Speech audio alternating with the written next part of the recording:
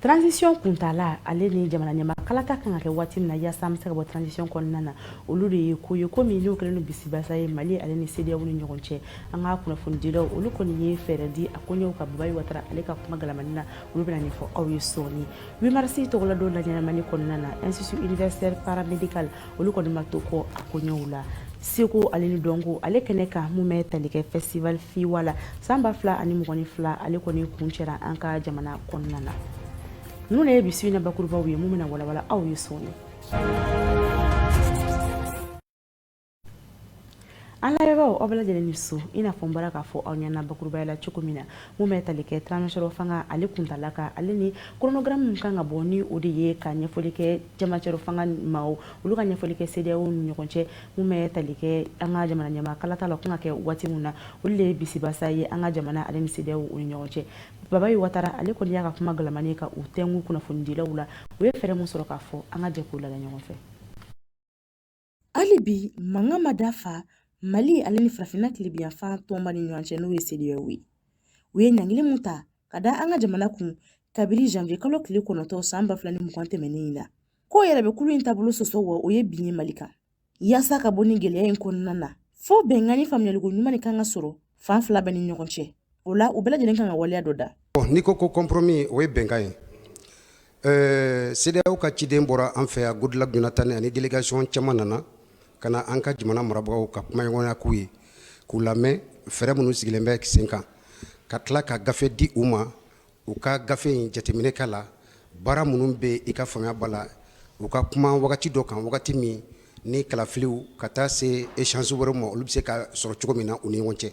donc a taara o gafe kɔni tora an ka jamana marabagaw bolo je crois que jamana marabagaw commission dɔ sigira sen kan min kumana chronogramme kan chronogramme dilen kɔfɛ je crois que o bɛ se ka kɛ bɛnkan ye CEDEAO fana ka taa hakili jagabɔ kɛ chronogramme dilen kama parce que commission ye baara min kɛ chronogramme nin kan à partir de là u fana bɛna idée dɔ sɔrɔ maliyɛnw anw ye min fɔ kalo 6 ka taa se san 5 ma o la an bɛ baara minnu kɛ o kɔnɔna la ka taa se san 3 ma ka taa se san 4 ma parce que an ka président de la transition n'o ye colonel Assimi Goïta ye a yɛrɛ bɔra ka hakili jagabɔ kuma dɔw fɔ chronogramme ko yɛrɛ kan kɛrɛnkɛrɛnyala min bɛ transition délai ka dɔ fɔ o kan donc je crois bien que o chronogramme min cilen filɛ CEDEAO ma o bɛ se ka kɛ sababu ye CEDEAO ka hakili jagabɔ kɛ ka wagati dɔ suganti an ka chronogramme kɔnɔ commission ye baara kɛ min kan ne kɔni hakili la o bɛ se ka kɛ bɛnkan ye hali n'a ma kɛ bɛnkan ye a bɛ kɛ point de départ ye CEDEAO ani Mali ni ɲɔgɔn cɛ. Ne bolo bɛnkan bɛ se ka kɛ min ye parce que n'i ye jateminɛ kɛ hali bi kuma ɲɔgɔnya ma tigɛ fɔlɔ an bɛ se k'a fɔ o ye ɲuman ye bɛɛ hakili nasolen don ko in na parce que ko duguma ko wɛrɛw bɛ yen min ye élection ko dɔrɔn o tɛ mais sécurité ko fana b'a la parce que maliyɛnw sɔnni sigilen bɛ sécurité ko kan. Ne ye jateminɛ min kɛ Mali ni CEDEAO ka bɛn a bɛ gɛlɛya dɔɔnin parce que an ni Mali la fara kɛlen bɛ ɲɔgɔn kan commission sigi ka ɲɛɲinini kɛ chronogramme kan mais maliyɛn fanba bɛɛ hakilina tɛ chronogramme ko dɔrɔn ye an hakilina ye min ye o sécurité ka sabati n'o ye lakana ye ale ni réforme institutionnelle mais nin ye jateminɛ kɛ différence ba bɛ anw ni chef d'état minnu bɛ CEDEAO kɔnɔ yeta la a bɛ se ka yetaw bɛ se ka fara ɲɔgɔn kan yɔrɔ min na o ye Algérie ani ONU ye n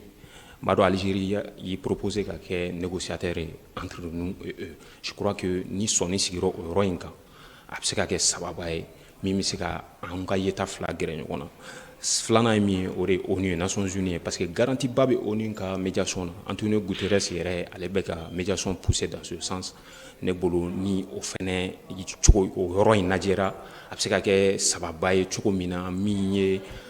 parce que ko in bɛɛ bɛ sécurité ko kan. An ka jamana o ye CEDEAO tɔnden dɔ ye gɛlɛya min kɛra sababu ye ka na ni bisibasaw ye an ka laɲini ye de u bɛɛ lajɛlen bɛ se ka bɔ yen cogo min na yaasa tasuma bɛ se ka dafa joona joona.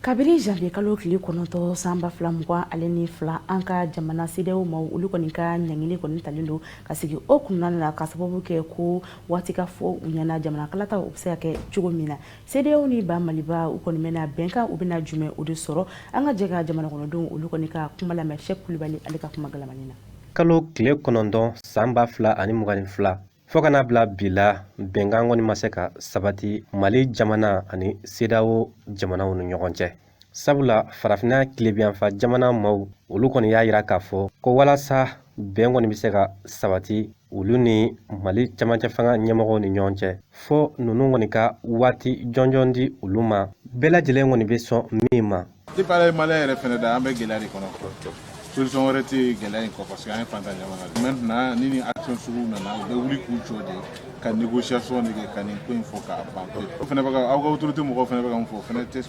sɔn tɛ comme an yɛrɛ tɛ sɔn o ma yɛrɛ. Ka wuli transition kelen san 7 san 5 san 6 o ye an bolo o ye manamana ko ye. Donc ka solution kɛ u ka wuli. N'u dalen b'u yɛrɛ la fɛnɛ k'a fɔ k'u bɛ se ka malien b'u fɛ u ka wuli u ka taa urne kɔnɔ ka taa u ka a bila élection ka kɛ. O yalasa ka mankan in ban ne kɔni bolo a tɛ taa sigikafɔ kɔ. Sigikafɔ jumɛn don i ni maa a bɛ se ka ɲɔgɔn wolo a bɛ sigikafɔ kɛ n'i y'a dɔn sigikafɔ in kɔnɔna na sa a ye min fɔ n'a t'i intéressé i bɛ taga ni sira wɛrɛ ye i b'o fɔ a ye i y'a faamu n'i bɛ fɛ i ni maa ka bɛn aw ka sigikafɔ de kɛ fɔlɔ i k'a kɔnɔnata dɔn n'i ma maa kɔnɔnata dɔn i n'a tɛ se ka kɛlɛ n'i ma maa kɔnɔnata dɔn i tɛ se k'a minɛ n'i ma maa kɔnɔnata dɔn i n'a tɛ se ka bɛn sinon n'an bɛ nin kuma fɛn fɔ nin bɛɛ ye kuma fu de f'u ka sigi ka kuma ni min bɔra kumakan in kɔnɔ sisan an bɛ sɔrɔ ka baara kɛ n'o ye faamaw bɛ sɔrɔ ka baara kɛ n'o ye sinon n'an kumana sisan an fana bɛ kuma an kunfɛ de. Mali ni CEDEAO ka bɛnbaliya hali bi an bɛ min fɔ a gɛlɛya fara nɔgɔya kan sigiyafɔ de b'a ban sigiyafɔ de bɛ fɛnɲɔgɔnko bɛɛ ban n'an ma sigi ka kuma ka ɲɔgɔn hakilinata dɔ dɔ ka dɔ bila dɔ ka dɔ don a bɛ gɛlɛya kosɛbɛ quoi sinon bɛɛ k'i misikili bɔ k'a yira o tɛ o ko in tɛ cɛya kɛlɛ ye hakilina kɛlɛ de don ani fɛɛrɛ bon ne fana an bɛ min ɲini CEDEAO fɛ CEDEAO kɛra anw fɛ cogo o cogo anw de b'an faso fɛ ka tɛmɛ CEDEAO kan an bɛ CEDEAO jamana kɔnɔ dɛ mais anw maliyɛn yɛrɛ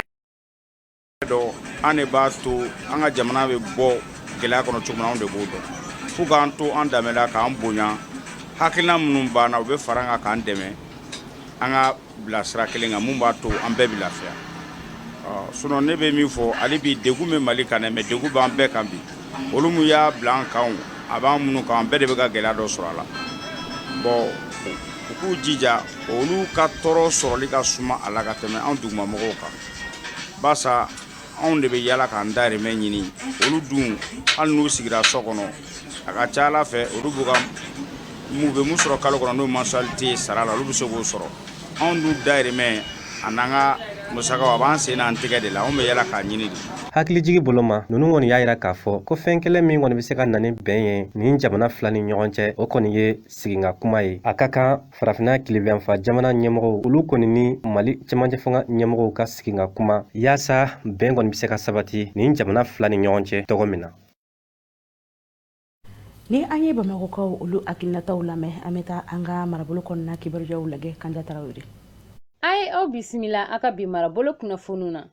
an bɛ fɔlɔ Kayi sanuya baara dɔw kɔni daminɛna Kayi dugu kɔni kɔnɔna na karido marisi kalo tile 6 san 2022 u ka sigida min bɛ yen n'a bɛ fɔ a ma ko quartier Liberté o yɔrɔ kɔfɔlen kɔni na min sigila sen kan association les amis d'enfance de Kayi maaw kɔni fɛ yaasa ka se ka u sigida ninnu kɔni sanuya ni baara kɔfɔlen kɔni jara Kayi marabagaw kɔni ye kosɛbɛ wa u ye ni sifinaka ninnu fo ka tila ka u senkɔrɔma don ni kumakan jolenw ye n'o dɔw bɛ tali kɛ k'u ka u sen don u ka sigida kɔni taɲɛ la sɔrɔko ta fan fɛ fo ka taa se seko ni dɔnko a n'o ɲɔgɔnna caman kɔni ma u ka marabolo kɔnɔ. N'an bɔra Kayi an b'an kunda Mopti kan kɛrɛnkɛrɛnnenya na Bankasikaw fɛ yen nɔ musow tɔgɔla don kɛrɛnkɛrɛnnen n'o kɔni bɛ bɛn marisi kalo tile 8 kɔni ma n'a bɛ fɔ nazarakan na ko 8 mars o kɔni ɲɛnajɛ baaraw kɔni daminɛna Bankas dugu kɔni kɔnɔ ka ban. Ɲinababu sen yɛrɛ bɛ ka boli fɛn min kan o de ye musow ka baarakɛta ani jɔyɔrɔ kan ka kɛ mun ye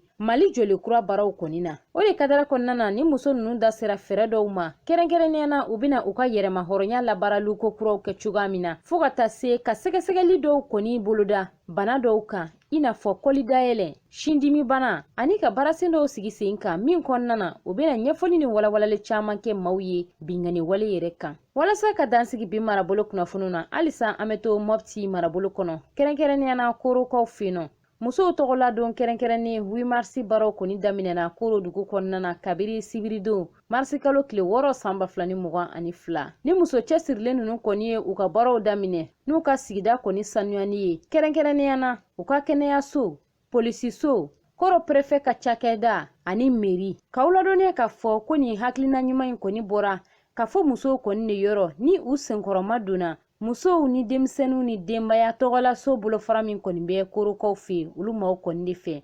ni ne bɛ dan sigi a ka bi marabolo kunnafoniw na Ni kɛnɛ in barodasigi o de tun bɛ tali kɛ dɔgɔtɔrɔmusow kɛrɛnkɛrɛnnenya la infirmiɛriw fo ka taa se sajifamuw ma olu jɔyɔrɔ bɛ se ka kɛ mun ye an ka sigida kɔnɔ maba caman tun bɛ kɛnɛ in kan kalanso ɲɛma ka fara a baarakɛla musow tɔgɔla don hukumu kɔnɔna na institut universel paramédical olu ma to ko a kɔɲɔw la kunun tarata u ye musow tɔgɔla don u ye o la ɲɛnamaya a kɛnɛ kan u ka ɲɛmaba ale yɛrɛ kun bɛ an ka kunnafonidila Fatumata Tarawele ale ni Sumela Danbele olu ka sɔrɔlen don.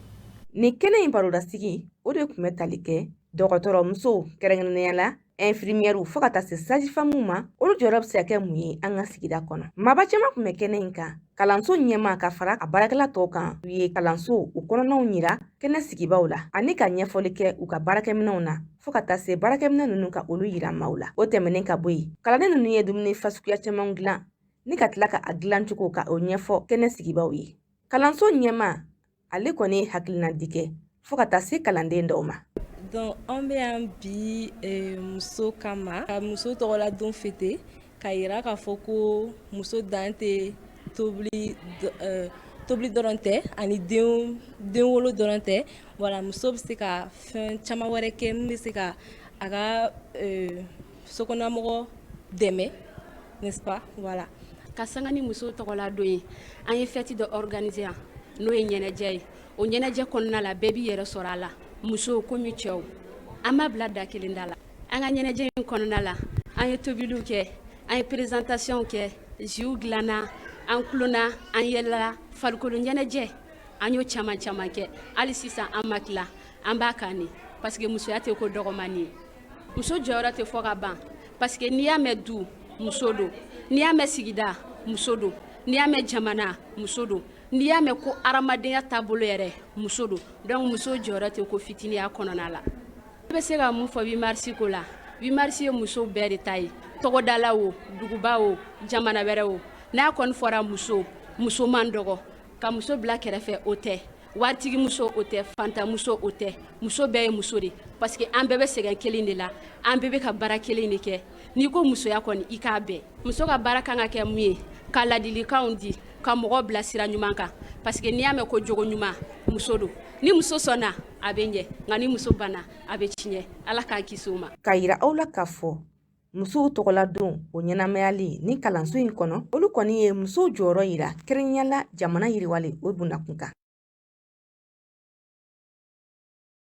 Jafariya wɛrɛ min bɛ ta ka musow ale ni bugutuguniw ka olu sɛgɛrɛ o bɛ ka wara ka taa fɛn an ka jamana kɔnɔna na Aishata Amadou Bokoum ale ye association citoyenne ɲɛmaa ye a bɛna kuma an ye a kun ale ni a kɔlɔlɔw kan wa y'a yira k'a fɔ ko fɛɛrɛw fana kan ka tigɛ joona joona yaasa ka se ka nin ko in ka a magɛn a y'olu kɛ Umu Jakite ale ka kuma galamani na. Ni kɔni a ta k'a lajɛ muso ale ye furumuso ye ba don dɔgɔmuso don wa denmuso fana don wa ni a ta k'a lajɛ muso a jɔyɔrɔ ka bon kosɛbɛ an ka dukɔnɔnaw na fo ka taa se sigidaw ma nka bi bi in na ni a ta k'a lajɛ bingali wale caman kɔni bɛ ka ta ka ɲɛsin musow ma o bingali dɔw kɔni bɛ se ka tali kɛ an b'a fɔ mun ma violence sexuelle wa ni a ta k'a lajɛ a bingali wale ninnu kɔni bɛ ka caya kosɛbɛ an ka sigidaw la ka ɲɛsin musow ma. Violence sexuelle n'o ye i y'a fɔ cogo min bingali wale minnu bɛ ta ka ɲɛsin musow ma ko bɛ ka o bɛ expliquer cogo min na o bɛ se ka kɛ fɛn ye a bɛ kɛ ekɔlisow kɔnɔna na a bɛ se ka kɛ baarayɔrɔw la mɔgɔ bɛ to ka kuma minnu fɔ musomanw ma k'a fɔ i cɛ ka ɲi nɛni n'u y'a tigi farikolo lajɛ a farikolo bɛ taa a bɛ taa kuma o kuma ka kumaw fɔ f'a ɲɛna a bɛ fɔ o ma ko harcèlement minnu yɛrɛ bɛ taa ka taa bin denmisɛn fitininw kan hali musow kan muso kɔrɔbayalenw yɛrɛ ka taa bin olu kan o bɛɛ ye waleya ɲɛnɛmaw ye waleya dɔw fana ye jumɛn ka denmisɛn musomanw di furu la joona. Ni bingali wale ninnu kɔni bɛ se ka kɔlɔlɔ caman k'o lase muso ale yɛrɛ ka hadamadenya la. akɔlɔlɔ ka ca akɔlɔlɔ dɔw ye a bɛ jouer u ka kɛnɛya yɛrɛ kan fɔlɔ parce que viol bɛ kɛ minnu na par exemple binni bɛ kɛ minnu kan t'a sɔrɔ u farikolo kuma développer u farikolo kuma u kuma bɔ u yɛrɛ la kosɛbɛ donc a bɛ na ni opération ye a denmisɛnnin fitinin ninnu kan a bɛ na ni u ka denko gɛlɛyali a bɛ na hali ni furuɲɔgɔnya la ni ko bɛ fɛ ka bɛ na ni gɛlɛya caman o kɔnɔna na donc a bɛ na ni u ka kalanko dabilalen a bɛna n'u ka baara sɔrɔ gɛlɛyalen parce que u tɛna se ka kalan kɛ u tɛna se ka fɛn wɛrɛ k'u yɛrɛ parce que psychologiquement parce que u hakili ma sigi donc a bɛna ni kunkolo wasiwasi hakili wasiwasi ye dɔw la a bɛna ni fa ye a bɛna ni gɛlɛya dɔw ye fo dɔw ɲɛgɛnɛ banaw bɛ k'u la u t'u bila u kɛrɛfɛ ten mɔgɔ si t'u kɔrɔ yen nɔ u bɛ to dɔgɔtɔrɔso la u n'u muso damaw a bana in ɲɔgɔn bɛ minnu na foyi u ka activité foyi y'a donc u bɛ bɔ mɔgɔya yɛrɛ bila pepewu ka t'u bila u dama o gɛlɛyaw bɛ yen nɔ. Ka sanga ni o ye fɛɛrɛw de kan ka tigɛ minnu kɔni bɛ se ka to ni bingali wale ninnu olu kɔni bɛ se ka dabila cogoya min na. Donc gɛlɛya caman bɛ yen nɔ musow a min bɛ ta k'a ɲɛsin musomaninw ma musomisɛnninw ma ani hali an ka mɔgɔkɔrɔbaw ma donc 8 mars de ye don ye don min kɛrɛnkɛrɛnyalen don diɲɛ mɔgɔw bolo ko ka kuma musow ka hakɛ kow kan donc an bɛ weleweledaw de kɛ parce que muso i b'a fɔ an y'a fɔ cogo min na gɛlɛya caman bɛ yen nɔ an ka du kɔnɔna na u bɛ bingani walew ta ka ɲɛsin musow ma u tɛ mɔgɔ an ka dukɔnɔmɔgɔw tɛ kuma parce que i bɛ t'a sɔrɔ mɔgɔ min y'a kɛ o kɛwale ninnu kɛ olu bɛ bɔ du yɛrɛ kɔnɔna na ou bien sigiɲɔgɔn dɔw de don a sigiɲɔgɔnya dɔw bɛ kɛ balimaya ye donc u b'a fɔ u tɛ se k'a fɔ donc an bɛ an makun o ko minnu kan dɛ o de bɛ nin violence ninnu o de bɛ nin ko ninnu caya donc ne bɛ min ɲini an balakaw fɛ ani an falakaw an balima bɛɛ lajɛlen fɛn fɛn n'a ye nin violence ninnu ye a ye taa dénoncer a ye taa ɲɛfɔ a ye wuli ka se a ka sigida ni dugutigila la ou bien a ka taa polisisow la a ka taa commissariat la brigade de merciw bɛ yen association fana bɛ yen nɔ minnu sigilen don nin ko ninnu kama donc a bɛ wuli ka se olu yɔrɔ la k'a dénoncer ou bien a bɛ journaliste yɛrɛ wele olu ka na donc o bɛɛ de bɛ se ka nin gɛlɛya ninnu ban donc an b'a ɲini u fɛ vraiment bɛɛ k'i sen don pour que nin ko in bɛ se ka ban cogo min na. Voilà donc an bɛ ɲinini kɛ halisa an bɛɛ lajɛlen fɛ bɛɛ k'i sen don an ka se ka denmisɛnninw ka hakɛw lafasa an ka se ka musow ka hakɛw lafasa musow ka hakɛw lafasali ye jamana yɛrɛ ka hakɛ lafasali le parce que ni muso ma lafiya fa ma lafiya donc du yɛrɛ ma lafiya jamana ma lafiya donc an bɛɛ k'an sen don pour que musow bɛ se ka lafiya cogo min na baarako ta fan fɛ u yɛrɛ ka kɛnɛya ta fan fɛ u kunkololako ta fanfɛla la u hakili bɛ se ka sigi cogo min na pour que an ka diɲɛlatigɛ a bɛ se ka nɔgɔya an bolo cogo min. Hakilina jiginna 8 mars ale kɔni ye musow ka don kɛrɛnkɛrɛnnen wa ni ye a ta k'a lajɛ o don de la musow kɔni bɛ se ka kuma caman fɔ walasa fɛɛrɛw bɛ se ka tigɛ ka sanga ni bingali wale ninnu ye. Aïssata Amadou Bokoum association citoyenneté ale ɲɛma don ni an bɔra ale ka kɔrɔfɔw la an bɛ taa an ka jamana ale kɔkan kibaruyaw la u bɛna walawala Fatumata Jalo fɛ. An ka bi kɔkan kibaruyaw la an bɛ an kunda Libi ale jamana kɔnɔna na. Libiyanw ka premier ministre ni ale kɔni sugandila wasabulon maaw fɛ dɔgɔkun tɛmɛnen ale kɔni laseli kɛ laseli min kɔnɔna na a ye a yira k'a fɔ tile damadɔ a bɛna a kunda Tripoli dugu kan cogoya min na a bɛ se k'a ka baaraw daminɛ. Ni dun ye a ta k'a lajɛ Libi sanfɛ siraw bɛɛ lajɛlen kɔni datugulen don premier ministre kɔrɔ fɛ ni o ye Abdel Hamida Deiba ye ni ale kɔni ma sɔn ka wuli ka bɔ fanga na. A ye nin bɛnkan ninnu kɔni sigi sen kan cogoya min na Bashaka ka gouvernement maaw kana se ka segin ka na Tripoli ale dugu kɔnɔna na. An bɛ an kunda Centrafrique ale jamana kɔnɔna na. Fintigilaka maa 80 olu kɔni ka jalaw minɛna u la ni ka u bɔ fintigiya la. Nin baara in kɛra u ka jamana ka lakana tigilabaw fɛ dɔgɔkun tɛmɛnen. Ko ni ye a ta k'a lajɛ ni maa ninnu kɔni ka jalaw minɛna u la ka sababuya kɛ sariyaw batolibaliya ye fo ka taa se kolankolokɛ camanw ma. Ko ni fintigilaka ninnu ka jalaw minɛn'u la ka bɛn ni wagati ye wagati min ni jamana kɔnɔdenw kɔni a yira k'a fɔ ko Centrafrique fintigilaka dɔw ni o ye faka kulumaw ye u ye binganikɛwale caman ta ka ɲɛsin u ma ale ni u dɛmɛbaajɛkulu dɔw ni o ye Irisi jamana fintigilakaw ye. FMI ni o ye diɲɛ seleke naani waribonba maaw ye olu ka dɔgɔkun kelen ɲɔgɔnyew kɔni kuncɛra tɛnɛndon Kinshasa ale dugu kɔnɔna na. U ka nin dɔgɔkun kelen ɲɔgɔnyew kɔnɔna na u da se miliyari 1 ani a kunkanfɛn min di Kinshasa jamana ma utukalo tɛmɛnen san 2021 wagati. O wari o labaarali cogoyaw la ka sababuya kɛ gɛlɛya min bɛ Kinshasa jamana kan ka kɛ ni coronavirus ale bana nali u ka jamana kɔnɔna na. Arabado marsi kalo tile fila diɲɛ seleke naani tɔnba maaw ni o ye ONU ye olu kɔni ye sigikafɔba kɛ ka kɛ ni kɛlɛw ye min kɔni bɛ ka kɛ Ukraine jamana kɔnɔna na cogoya min na fɛɛrɛ bɛ se ka sɔrɔ o kɛlɛ ninnu bancogoya la min ni u ye a wajibiya ka fɔ ko Rusi jamana maaw bɛ ka min kɛ Ukraine jamana kɔnɔna na ko ka dansigi kɛ o kɛlɛ ninnu na ni a ta ka lajɛ jamana 100 ani jamana 41 sen yera nin sigikafɔ in kɔnɔna na 35 olu kɔni ye u man kun nin sɛbɛn kofɔlen ninnu ma jamana 5 olu kɔni ma sɔn ko ni a ta ka lajɛ jamana minnu kɔni kumana nin sɛbɛnko in kan farafina jamana caman kɔni sen bɛ o la.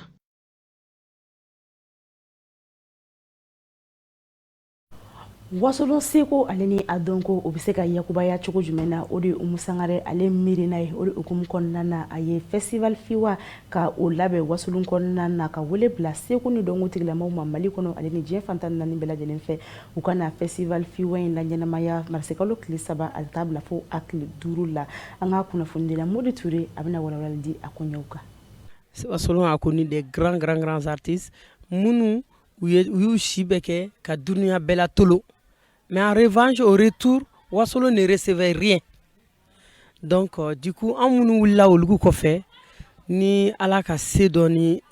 lameni doni se dans ma ban lame. Anko, donc, il est temps aussi que moi fanangana kana Wasolo yere Wasolo yere munye, Wasolo yere be munke. Diɲɛ kɔnɔ a b'a fɔ k'an bɛ dɔn de kɛ an bɛ dɔnkili de da donc mɔgɔw kana pour découvrir un peu Wasolon an nɔfɛ o de ye festival hakilina nin di ne ma donc o festival ba tɛ diɲɛ dugukolo sanfɛ ma yɛlɛ min scène kan cogo cogo i bɛ expérience dɔɔni sɔrɔ o la donc n ka expérience dɔɔni min sɔrɔ o la o ne ko ne tɛna ni expérience garder kelen ye n b'a fɛ Wasolon ka dɔɔni bɔ a numa n tun bɛ se ka festival nin kɛ Bamako n ko ayi n bɛna kɛ Wasolon le a sɛgɛn ka bon hari ka mɔgɔw ta ka bɔ Bamako ka na yan a sɛgɛn ka bon mais fo n ye n'a kɛ n fabarale donc o le hakilina nana ni festival ye Wasolon bi alhamdulilayi n'i jiginna dugu kɔnɔ i yɛrɛ b'a dɔn festival daminɛ ni bi cɛ Wasolon développera de i b'a fɔ ko kabako a bɛ ka taga en vitesse initiative min bɛ 5e édition in kɔnɔna na o ye an yɛrɛ ka jamana taabolo ye gɛlɛya min b'an ka jamana kan an ye bɛn de ɲini an y'a fɔ ngo an k'an kafo ɲɔgɔn kan n'an bɛnna ko kɔnɔkulu jɛlen de b'a fɔ ko bi donc n'an ma bɛn juguw bɛ na o bɛ yɛlɛ an ma ne bɛ min fɛ maliyɛnw an ka fɛɛrɛ kɛ an ka fara ɲɔgɔn kan de fɛn fɛn b'an yɛrɛ ni ɲɔgɔn cɛ an k'o bila kɛrɛfɛ s'il s'agit du pays an bɛɛ ka bɛn kelen kan k'an ɲɛsin jamana ma. Les festivals que je fais à travers le monde à 80% bɛɛ ye fu de ne dusukolo kama an b'a fɛ k'o ɲɔgɔn le kɛ n faso la a se tɛ ye k'e b'o kɛ mais Wasolonkaw y'a faamu Mali bɛɛ y'a faamu bɛɛ n'a ka bolomafara ye hali sisan misi 2 jɔlen bɛ Wasolonkaw de y'a bila ka na Wasolon cɛw ani Wasolon musow olu ye misi kelen bila ka na ko dunan minnu nana an y'a fɔ dunan in ma ko lolayi ko lolan fɛn fɛn nana ko an ni le ka kan ka lolan ni donni ta umu e fɛ donc c'est pour vous dire que a faamuyara idée min don a idée faamuyara Wasolon ye berceau de ambiance de an étant berceau de ambiance an tɛ se ka mɔgɔ wele kana k'u kana wari sara ka ban ka don ka ambiance lajɛ o tɛ se ka k'anw fɛ yan an tɛ sɔn o ma donc o de hakilina don on veut maintenir le fiwa gratuite 100% vraiment gratuite. An lamɛnbaaw an bɛɛ lajɛlen an bɛ aw fo aw ka tilebanciya la o seko ni dɔnko kibaruyaw o de bɛ dan tigɛ an ka bi su in na kibaruyadiw la ani tiɲɛ an lagɛli la.